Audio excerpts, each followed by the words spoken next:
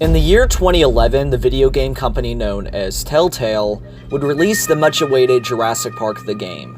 While the game itself received very mixed or average reviews, the game was somewhat praised for its introduction of a new dinosaur species, the Troodon. I think it's fair to say, and I think most Jurassic fans will agree, that the Jurassic Park the game Troodon is the most scary dinosaur in the Jurassic Park lore.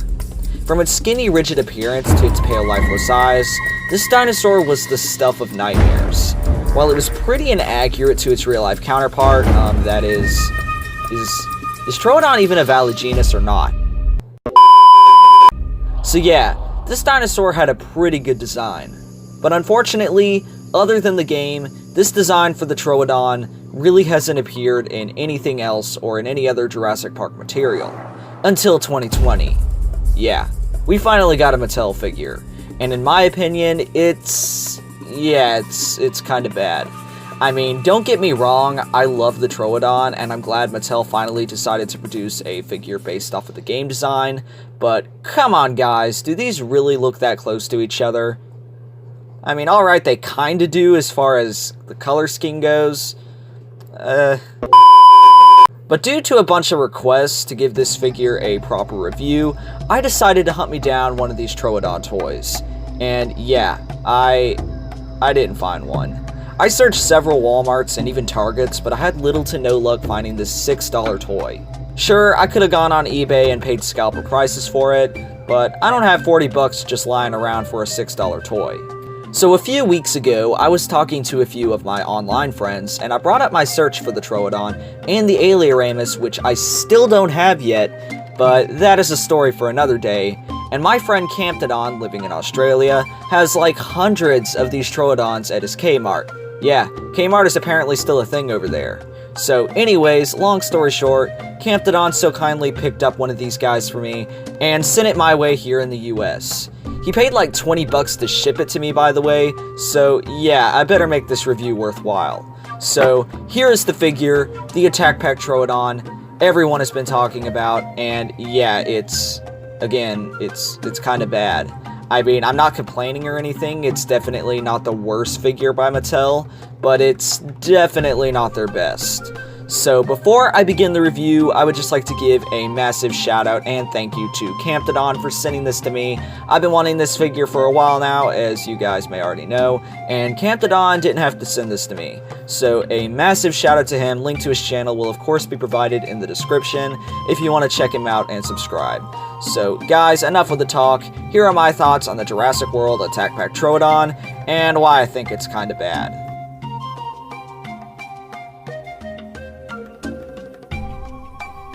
First of all, we have the packaging. Now, I would just like to state that there are two different variants of this box. We, of course, have the Camp Cretaceous packaging, which is what you see right here, but then we also have the Primal Attack style packaging, which is a bit harder to come across nowadays.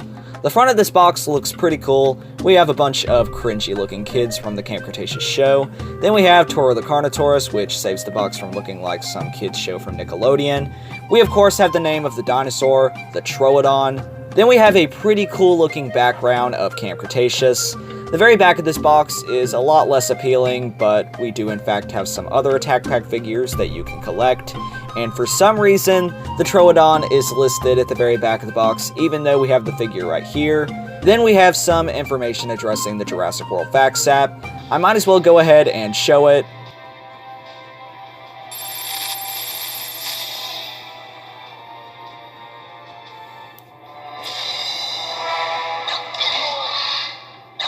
Yeah, that's pretty much it. Oh wait, we have some facts about the Troodon that anybody that would buy this figure would already know. That is, if they have any luck finding it, of course. So yeah, that's what that was all about, and that is pretty much it with the box. There's nothing really more to say, so let's go ahead and get this figure out of the box.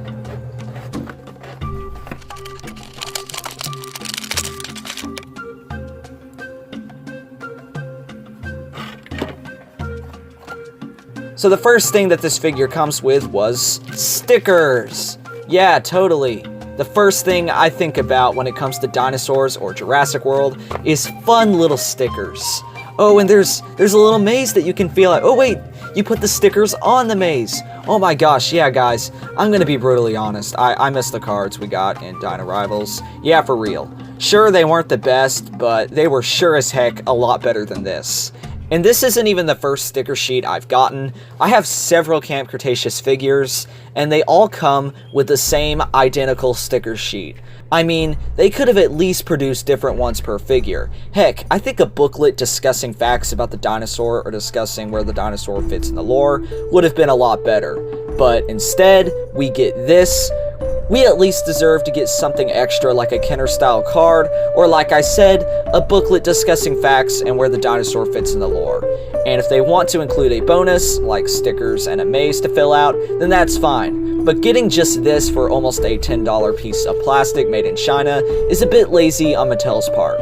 Not to mention how the Jurassic World Facts app is total garbage and could be way better and help sell way more toys, but instead of earning dinosaurs to battle with your online friends, we get this.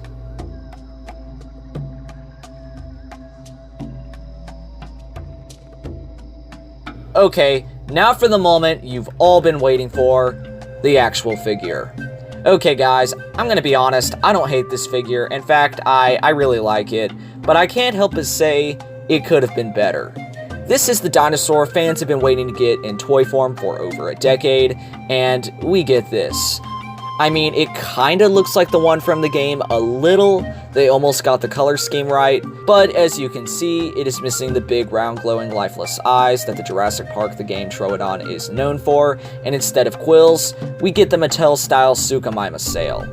Now, a few of my friends have mentioned some pretty good points in defense of this figure, one of them being that Mattel was trying to merge both the JWE Troodon as well as the Jurassic Park the game one together to appease the fans, or instead, try to make the dinosaur more accurate to its real-life counterpart. Well, for one, this dinosaur isn't even a valid genus anymore, so I don't really think accuracy matters that much. For two, since when has accuracy even mattered in this toy line? We literally have a Dilophosaurus with a frill that ain't accurate that much. Also, I'm not sure it was purple. We also have a 2001 Spinosaurus that is outdated. We also have a Postosuchus walking on all fours, Velociraptors with no feathers. Guys, accuracy has never mattered in this toy line. If they wanted to educate kids, they could have literally included a fact sheet saying Troodon isn't a valid genus or there's no proof Troodon was poisonous. If they really wanted to make the JWE Troodon design that nobody likes anyway, they could have just made the JWE Troodon, not merge it together where it just looks weird. Some people have even said to me that maybe there were some copyright issues with Telltale. Well, Telltale went out of business, so that's not a problem. I have even considered that the Jurassic Park the game design may have been too scary for a kid's toy. I guarantee it. If I showed this picture to a 6-year-old and asked them if it looks too scary for a dinosaur toy, they would say no and say it looks cool. So that's just some of the defenses on why this figure looks the way it does. I guess I can respect Mattel for trying to merge the two designs of the Troodon together to appease the fans, but as a Jurassic Park fan myself, I am not that appeased. But with all that aside, the figure doesn't look that bad. Again, it could have looked way better, but this is what we got. And the detail in the sculpt work is pretty good in my opinion, pretty average for a Mattel figure. The wrists aren't pronated, which I find a plus. The detail in the mouth is also pretty good, even if it looks a bit weird when you open the jaw. Again, I'm not a fan of the Suchomimus looking sail, but I guess we can pretend that they are really thick quills, and as you can see, that's what it appears to actually be. The feet are a bit oversized, but as always, that is to help this figure stand, and at least they aren't as bad as the Raptor's feet. Just overall, its detail is pretty good for an Attack Pack figure. Obviously, I would have liked it to have been a bit more accurate to the game version, but it is what it is.